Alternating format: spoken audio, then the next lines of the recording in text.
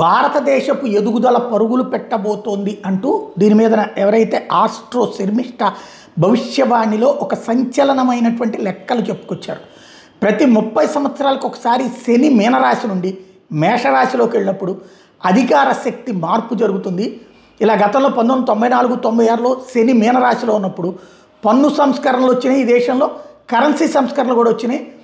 వీటి ద్వారా ఆ సందర్భంలో ప్రపంచంలో చైనా ప్రపంచ తయారీ కేంద్రంగా అభివృద్ధి చెందడం ప్రారంభించింది. అలాగే దానికి ముందు 1964-67లో శని మీనరాశిలో ఉన్నప్పుడు అమెరికా ప్రపంచ తయారీ మరియు ఆర్థిక కేంద్రంగా తయారవ్వడం మొదలైంది. అంటే ప్రతి 30 ఏళ్లకి ఇలా వచ్చినప్పుడు ఒక మార్పు జరుగుతుంది. ఫస్ట్లో అమెరికాకి శక్తివంతమైతే రెండోసారి చైనా శక్తివంతమైంది. ఇప్పుడు 2025-27లో శని మీనరాశిలో ఉన్నాడు.